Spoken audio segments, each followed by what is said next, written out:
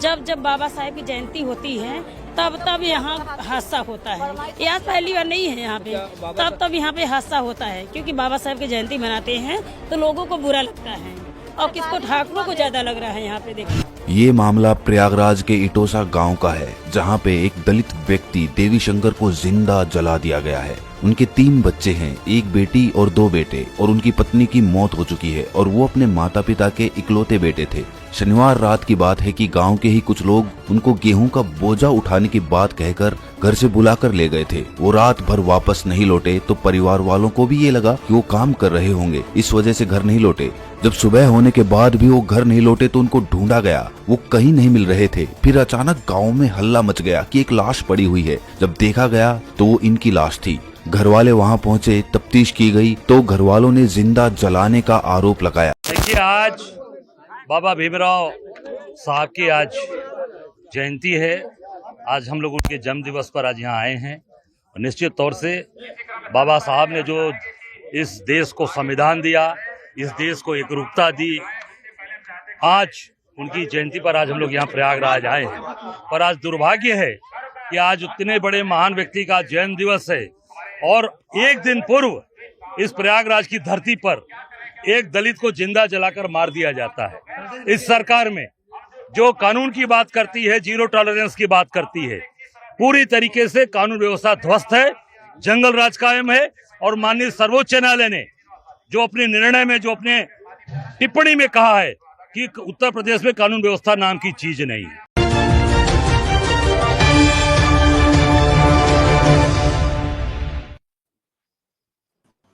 भोजन संवाद में आपका स्वागत है। भोजन संवाद में आज बाबा साहब को याद करते हुए हम कार्यक्रम कर रहे हैं। आज असल में डॉक्टर अंबेडकर की जयंती का दिन है 14 अप्रैल, और इसी ताल्लुक से मैं कुछ बातें जो है वो रखना चाहता था। देखिए, अभी जैसा कि डॉक्टर साहब कह रहे थे, डॉक्टर सुनीलम, और उससे पहले रानाडे साहब भी कह रहे थे कि संघ परिवार का मसला ये है कि इनके यहाँ जो है वो कोई व्यक्तित्व है नहीं। इन लोगों ने आजादी की जंग में कोई हिस्सा नहीं लिया, एक मसला ये भी है। दूसरे ये कि आजादी के बाद भी ये लोग जो है वो संविधान के खिलाफ और इसके खिलाफ गांधी जी की हत्या में ये लोग शरीक हो गए। तो इनके पास कोई आदमी नहीं है। तो ये लोग क्या करते हैं कि कभी जो है वो शहीद भगत सिंह को अपनी तरफ लेने की साथ कोशिश करते हैं, कभी जो है वो सरदार पटेल को लेने की कोशिश करते हैं, कभी गांधी जी को लेने की कोशिश करते हैं, और डॉक्टर अंबेडकर भी उसी क्रम में आते हैं।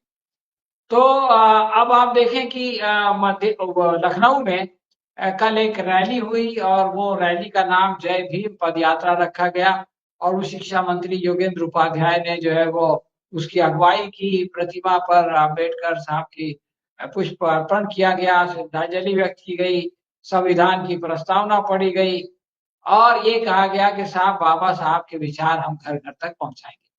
तो ये लखनऊ का मैंने आपको एक उदाहरण दिया, लेकिन ऐसा पूरे भारत में हुआ है, और वहाँ मध्य प्रदेश में जो उनका जन्म स्थान है वहां भी हुआ है। लेकिन ये तो है हाथी के दांत जो दिखाने के। अब मैं ये चाहता हूं कि आप हाथी के खाने के दांत भी थोड़ा सा देखें। आप कानपुर से आते हैं, आपको उत्तर प्रदेश के बारे में ज्यादा मालूम है। लखनऊ से 36 किलोमीटर दूर जो है वो मवई खातरी गांव में क्या हुआ। मवई खातरी गांव में उन लोगों ने प्रशासन को बताया कि भाई हम जो है वो डॉक्टर अंबेडकर की प्रतिमा जो है वो लगाने जा रहे हैं, और फिर वहां के जो गांव के मुखिया थे उन्होंने वो लगाई। अचानक कुछ लोगों को एहसास हुआ कि ये जो है वो सरकारी जमीन पे हो गया है, ये गलत हो गया है, और फिर उन लोगों ने जो है वो उसकी विरोध करना शुरू कर दिया, और सारे मीडिया ने लिखना शुरू कर दिया कि सरकारी जमीन पे। अरे भाई, जब वो लोग कह रहे थे कि हम लगाने वाले हैं, जब गांव की पंचायत में ये फैसला हो रहा था, जब सरकार को बताया जा रहा था, तो उस वक्त जो है वो सरकारी जमीन नहीं थी, और अचानक जब विरोध शुरू हो गया तो वो सरकारी जमीन हो गई। अच्छा, अगर सरकारी जमीन भी है तो जिन लोगों ने, गांव के जो मुखिया है, वो उनके और सरकार के बीच में बातचीत होनी चाहिए। सरकार को उनसे कहना चाहिए कि भाई ये दुरुस्त नहीं है, आप इसकी ये फॉर्मेलिटी पूरी कीजिए। लेकिन पब्लिक पहुंच जाती है और वो ये कहती है कि हम इसको हटा देंगे। अरे भाई, तुम कौन है यार? तुम ज्यादा से ज्यादा शिकायत कर सकते हो सरकार को। तो सरकारी जमीन है तो सरकार को और उनको आपस में काम करने दो। तुम खुद ही खुदाई फौजदार बन जाते हो, हम हटा देंगे, हम तोड़ देंगे, हम बर्दाश्त नहीं करेंगे। और इतना हंगामा हुआ कि पुलिस आई समझाने बुझाने, तो पुलिस को भी मारा पीटा, 6 पुलिसकर्मी जो है उसमें जख्मी हो गए और उसमें एक महिला भी है। और फिर ये हुआ कि उल्टा जो गांव का वो था ग्राम प्रधान, दलित ग्राम प्रधान था वो, तो उसी को अपहरण कर लिया, पुलिस उसको उठा के ले गई, उसके साथ कुछ और लोगों को ले गई। तो मैं ये कहना चाहता हूं कि आप लोगों को तो ये दिखा रहे हो कि हम जो है वो डॉक्टर अंबेडकर के बहुत बड़े अनुयायी हैं, लेकिन उनके जो असल अनुयायी हैं, जो उनके रास्ते पे चल रहे हैं, जो उन पर राजनीति नहीं कर रहे, तो उनके साथ आपका सुलूक ये है। तो ये बहुत ही सीरियस बात है। और ये बात जो है वो मही गांव में भी हुई, जो शिका शिका गांव वहां पे उन्होंने चबूतरा बनाया, और वो चबूतरा बनाने के बाद उधर जो है वो प्रतिमा लगाने से पहले ही लोगों ने हंगामा कर दिया और लोगों को डराने धमकाने लगे, मारने पीटने लगे।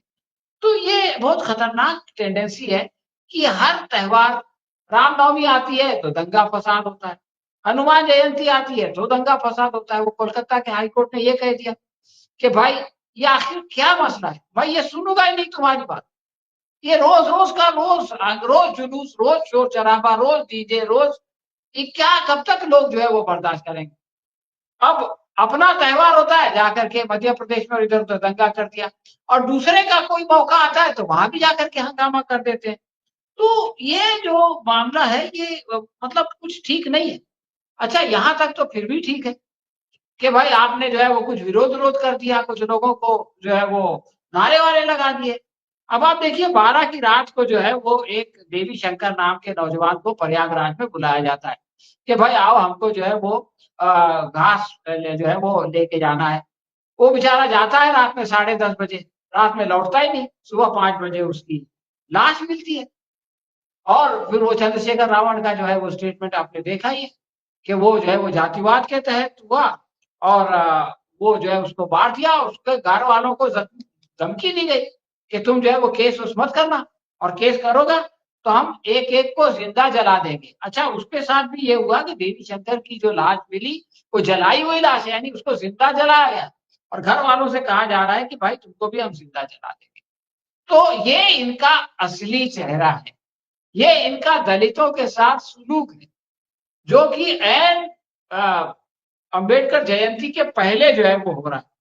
और अब देखिए महाराष्ट्र की बात करें तो पूना में जो है वो एक प्रोग्राम होने वाला था, यही बाबा साहब अंबेडकर जयंती के मौके पे, और उसमें उन्होंने जो भारतीय विज्ञान शिक्षण अनुसंधान केंद्र है उसकी तरफ से, उसमें उन्होंने भारत भर के जो है वो विशेषज्ञों को और बड़े बड़े आइडियोलॉग्स को बुलाया था। तो एबीवीपी ने शोर मचा दिया कि ये टुकड़े टुकड़े गैंग वाले लोग हैं, ये लोग अलगाववाद की बात करेंगे, ये लोग जातिवाद की बात करेंगे, ये लोग धार्मिक भावना को ठेस पहुंचाएंगे। यानी ये एबीवीपी तय करेगी कि उस प्रोग्राम में कौन बोलने के लिए आएगा, और अगर कोई ऐसा आदमी बोलने के लिए आ रहा है जो इनकी विचारधारा से सहमत नहीं है तो ये जो है उस संस्थान पे दबाव डालेंगे। और आपको ताज्जुब होगा कि उस संस्थान ने ये फैसला किया कि हम बाहर से किसी को नहीं बुलाएंगे, यानी वो इनके दबाव में आ गई। तो ये कितनी शर्मनाक बात है। पूना की एक और बात मैं आपको बताना चाहता हूं कि इन्होंने छावा फिल्म के जरिए से दुनिया भर की नफरत फैलाई। उस प्रोड्यूसर ने खुद ऊपर डिस्क्लेमर लिख दिया कि भाई ये एक उपन्यास पे है, इसमें कोई सच्चाई नहीं है। इसके बावजूद दुनिया भर की नफरत फैलाई गई, यहां तक कि दंगा हो गया। तो छावा का झूठ जो है वो फैलाया जाएगा, वो प्रधानमंत्री देखेंगे, उसको जो है वो मुख्यमंत्री का आशीर्वाद रहेगा। लेकिन जब ज्योतिबा फुले के ऊपर कोई फिल्म आएगी जिसमें कि सच्चाई दिखाई जाएगी तो उसके ऊपर ट्रेलर से ही हंगामा शुरू।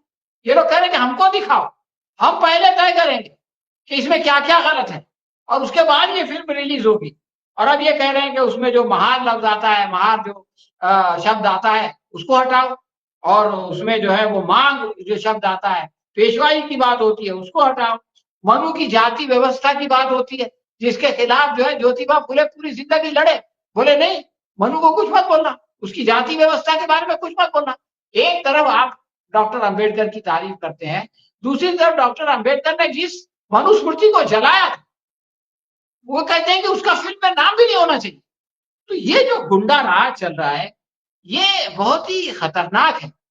आपने सुना होगा मुरलीधरन जो थे, मुरलीधर बहुत मशहूर वकील थे जिन्होंने कहा था कि ये इसके ऊपर मिश्रा के ऊपर, कपिल मिश्रा के ऊपर एफआईआर क्यों नहीं होती है। उनकी अभी एक स्पीच हुई कि वो जो है एक दलित जज का ट्रांसफर हुआ, उसकी जगह दूसरा जज आया तो उसने गंगा जल से जो है वो अपने चैम्बर को पवित्र किया। और इस तरह की कई बातें। कन्हैया कुमार एक मंदिर में चला गया, उसको पवित्र किया, तो कहने लगे कि साहब वो टुकड़े टुकड़े गैंग का आदमी है। उसके बाद में राजस्थान का अभी यादव साहब बैठे हैं, उधर जो है वो जोली एक मंदिर के प्राण प्रतिष्ठान में गए तो उसको जो है वो पवित्र किया, इसलिए कि वो दलित है। और महाराष्ट्र में तो एक बीजेपी का एक्स एमपी है, सांसद है, राम तड़स नाम का, वो 40 साल से एक मंदिर में जाता है, वो गया तो उसको रोक दिया। और रोक दिया तो उसके बाद जब वो उसका जो प्रेसिडेंट है संस्थान का, उससे पूछा गया उसको क्यों रोका भाई, तो कहने लगे कि वो असल में उसकी जात की वजह से नहीं रोके, वो अंदर जो मूर्ति है उसके अंदर जो जेवर ओवर है तो उसकी सुरक्षा के लिए। मतलब क्या ये जाके उसको चोरी कर लेता। और उसके बाद में फिर बहानेबाजी कि नहीं नहीं वो पुजारी पुराने ख्याल का था इसलिए उसने रोका, हम उसके लिए माफी मांगते हैं। तो मैं ये कहना चाहता हूं कि ये लोग जो डॉक्टर बाबा साहब अम्बेडकर के नाम को भुना रहे हैं, उनकी तारीफ कर रहे हैं, उनकी महिमा मंडन कर रहे हैं, एक्चुअल समाज में आप देखिए इनकी मनोवृत्ति कैसी है, इनकी सोच कैसी है और इनका व्यवहार कैसा है। तो जरूरत इस बात की है कि लोगों को ये बात समझाया जाए कि इनकी जो मीठी मीठी बातें हैं उसमें आने के बजाय इनका असली चेहरा देखो और इनके साथ वो सुलूक करो जिसके के ये हकदार है। धन्यवाद। धन्यवाद डॉक्टर साहब।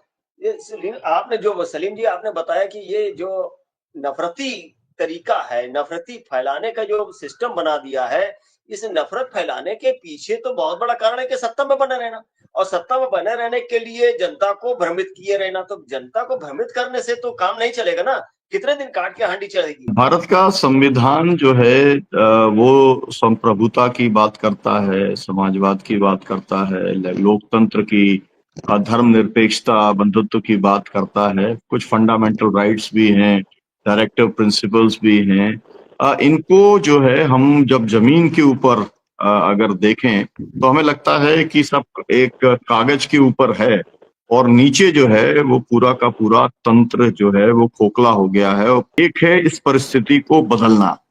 तो ये परिस्थिति जो है लगातार, जैसा अभी तो कॉमरेड जो है अरविंद श्रीवास्तव जी कह के गए कि भाई स्थिति जातिवाद की और ज्यादा बदतर हो गई है। मतलब हिंसा जो है दलितों के ऊपर और ज्यादा बढ़ गई है। तो ये सब जो है डिटोरिएशन इतना ज्यादा तेजी से हो रहा है, तो ये रुकेगा कैसे? कुछ आपके मतलब जो 76 वर्ष के जो देश के अनुभव हैं उसके हिसाब से क्या आपके सकारात्मक सुझाव हो सकते हैं इसको लेकर? ये समझता हूं कि ये जो आप परिवर्तन की बात कर रहे हैं, आपने राजस्थान की मिसाल दी थी, ये जहां मनु की इतनी बड़ी मूर्ति लगी हुई है, तो ये परिवर्तन जो है वो उसी वक्त होगा जब सत्ता परिवर्तन होगा। पिछली मर्तबा सत्ता परिवर्तन के बावजूद ये नहीं हुआ, लेकिन ये कि अब अगर इस बुनियाद पर सत्ता परिवर्तन होगा तो ये होगा। मैं ऐसा समझता हूं कि कांग्रेस का जो अप्रोच था इससे पहले, वो हेड ऑन जो है वो जातिवाद से कोलिजन का नहीं था। एक जो लोहिया का जो अप्रोच था, राम मनोहर लोहिया का, उन्होंने कहा कि ये जातिवाद एक हकीकत है और इसकी बुनियाद पर लड़ाई होगी। लेकिन कांग्रेस ये सोचती थी कि हम रिजर्वेशन देंगे और थोड़ा बहुत खुशहाली आएगी तो अपने आप जो है वो जातिवाद खत्म हो जाएगा और जो है वो जात पात का सिस्टम खत्म हो जाएगा, कास्ट जो है वो एनिहिलेट हो जाएगी। ये कांग्रेस की गलत फहमी थी, मैं ये समझता हूँ, और इस वजह से उसने इस मामले को उस तरह से नहीं उठाया जैसा उठाना चाहिए। लेकिन इन लोगों ने, यानी संघ परिवार ने, बहुत ही डिसिप्लिन, बहुत ही प्लान तरीके से बाबा साहब आम्बेडकर का उपयोग किया दलितों में जाने के लिए। हम लोग चूंकि एक खास किस्म के दलितों से मिलते हैं इसलिए हमको इसका अंदाजा नहीं होता, लेकिन उन्होंने डॉक्टर बाबा साहब आम्बेडकर की राइटिंग को लिया, उसमें से अपनी पसंद की चीजें निकाली, उसमें से कुछ चीजों को काटा और उनको लेके वो दलित समाज में गए और उन्होंने कन्विंस किया कि डॉक्टर बाबा साहब अम्बेडकर जो है, कांग्रेस उनकी दुश्मन थी, गांधी जी उनके दुश्मन थे और उनके जो विचार है वो हमारे विचारों से मिलते जुलते थे।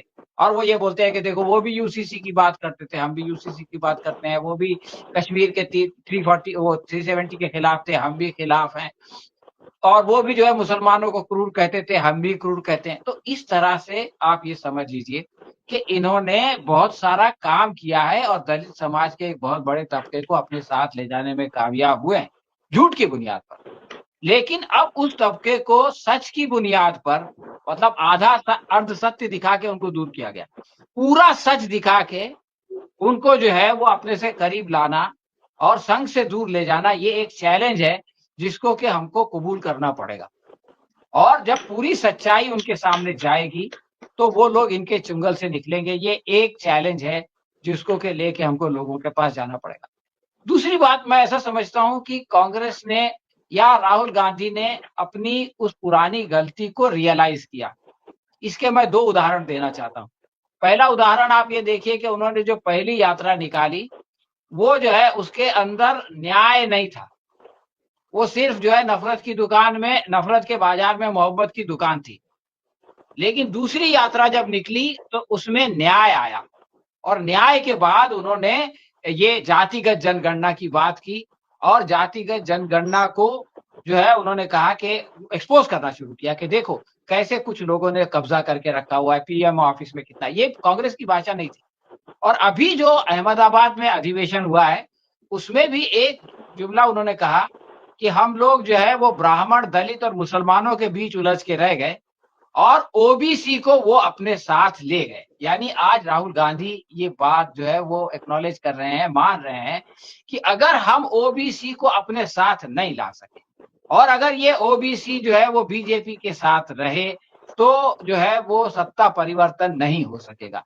ये एक रियलाइजेशन है और इस रियलाइजेशन पे अगर ठीक से काम हो, जातिगत यानी जो ओबीसी समाज है जिसको ये लगता है, जिसको के तोड़ फोड़ के बीजेपी जिसके एक हिस्से को एक दूसरे से लड़ा के, जैसा हरियाणा में हुआ, जाटों को जो है वो गैर जाटों से लड़ा दिया, यूपी में यादवों को गैर यादवों से लड़ा दिया। अगर पूरे ओबीसी समाज को ये लगे कि हमारी हित चिंतक ये लोग हैं जो बीजेपी से लड़ रहे हैं, यानी इंडिया गठबंधन की बात मैं करता हूं, कांग्रेस की बात नहीं करता, तो सत्ता परिवर्तन होगा। और अगर अब सत्ता परिवर्तन होगा तो मैं समझता हूं कि कांग्रेस या दूसरी पार्टियां, पहले लोगों को ये अंदाजा ही नहीं था कि ये लोग सत्ता में आ सकते हैं। लोग इनको फ्रिंज एलिमेंट कहते थे, लोग ये सोचते थे कि ये तो कभी आ नहीं सकते। खुद ये लोग भी जो है वो अपना इंट्रोडक्शन कराने से, परिचय कराने से शर्माते थे।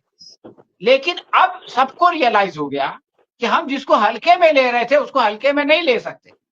अब अगर हमने इनसे जो है वो दर्शन के लेवल पे, आइडियोलॉजी के लेवल पे मुकाबला नहीं किया और इनकी इस मनुवादी चिंतन को खत्म नहीं किया तो ये लोग जो है वो सत्ता में रहेंगे और फिर जो है इन मुल्क के बड़े लोगों को गुलाम बना देंगे। तो अब जो परिवर्तन आएगा मैं समझता हूं उसके अंदर सिर्फ जो है वो गरीबी दूर हो रही है और सिर्फ जो है वो कुछ रिजर्वेशन मिल रहा है, ये नहीं, बल्कि इससे आगे बढ़ के जो वैल्यू सिस्टम है उस पर भी बात होगी। और जब उस पर बात होगी और जब इनको हेड ऑन लिया जाएगा, जिस तरह से कि आजकल लिया जा रहा है, सावरकर को पहले उनको अवार्ड दिया जाता था, पहले उनकी मूर्ति स्टैब्लिश होती थी, अब ये कहा जा रहा है कि वो माफी मांगते थे, वो अंग्रेजों के गुलाम थे। इस तरह से जब संघर्ष होगा तो लोगों के सामने सच्चाई आएगी और लोगों का पहले सोच बदलेगी और एक बार सोच बदलेगी तो फिर जो है वो सिस्टम भी बदलेगा और सत्ता भी बदलेगी। शुक्रिया।